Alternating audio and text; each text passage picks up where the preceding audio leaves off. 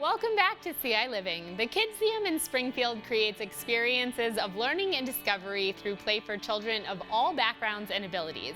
Joining me today is the Kidzeum Executive Director, Leah Wilson. Thank you so much for being here. Oh, thank you for having me. All right, so tell me about the Kidzeum. Well, the Kidzeum is almost 7 years old now, and it was a dream of people in Springfield who really wanted a children's museum dedicated to children from all backgrounds and abilities, where they could learn about a variety of topics. And one of those topics that we have been diving into has to do with native plants and the pollinators they support.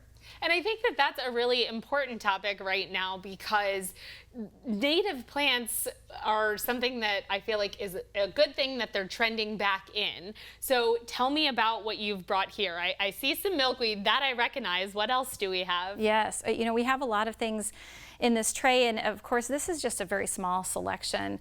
There are, hundreds, if not thousands, of native plant species, and Illinois is known as the prairie state. But one of the facts is that only 1/100th of 1% of the native species that we had in our state are still here. And so, one of the things that is really fantastic is that there has been a greater level of awareness about, of course, the pollinators, the monarch maybe being the most popular, the most, vibrant of the pollinators that people recognize. But there are also a number of other pollinators and many native bees that are supported by these plants. And so what you see here are just a variety of a few plants that can be put together in a grouping. They complement each other. They bloom at different times of the year. They have varying heights, and they also serve different kinds of pollinators. And I can start with this one, for instance. You pointed out the milkweed. This is probably one of my favorites. It's called butterfly milkweed, and it's pretty short. It really gets, maybe 2-3 feet tall at the most, and it has these bright orange flowers that really stand out. They're very unique in any kind of landscape. And they're the host plant for the monarch butterfly, but they also serve as a nectar plant for many other pollinators, including bees. Oh, wow. Okay, so if you're looking to attract butterflies to your garden, but then also, as you mentioned, it can bring the bees in, which then can help pollinate some of the other ones.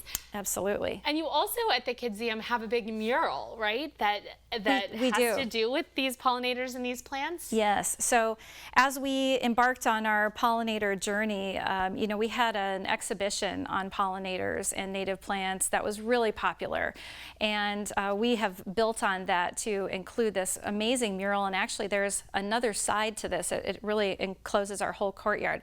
This wall shows the life cycle of the monarch butterfly, and if you look closely you can see Route 66 there in a silhouette, because we are also included in the Route 66 Monarch Flyway. That is a big effort along Route 66 to bring habitat back to the monarchs that may not be exactly traveling Route 66 but are flying along it. Right. So this is where we start our education on pollinators in our courtyard, and we have some pollinator gardens in front of those as well. So we brought in an artist who's nationally acclaimed.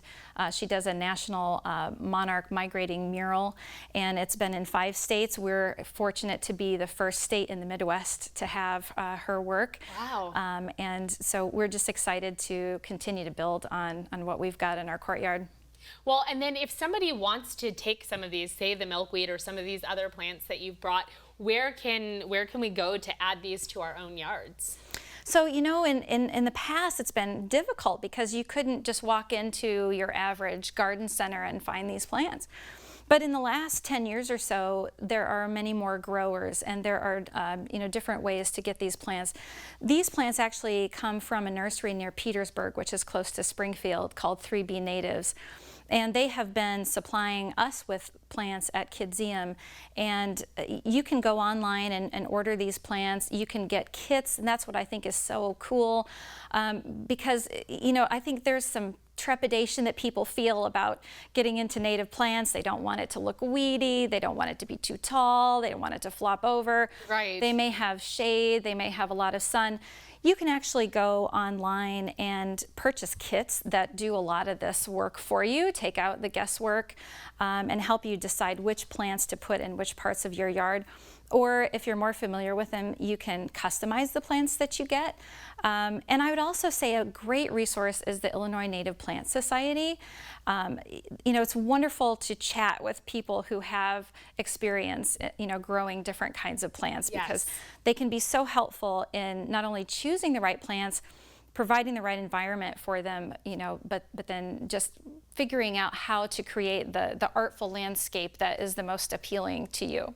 Right, and I think that that's really important, is to add the art, because I know you had mentioned you like this grassy looking one. What is this one? Yes, this is a favorite of mine. It's called Prairie Dropseed. I don't know if you can see it in the front, but it's another one of those grasses that it's called a bunch grass, and so it's pretty well contained. It forms a nice little mound, and then it has these seed heads that come out in early summer, and it just creates this fountain effect and creates a wonderful border in a garden, and also then looks so beautiful next to some of these other flower choices that we have. Well, thank you so much for being here and for teaching us all about the different plants.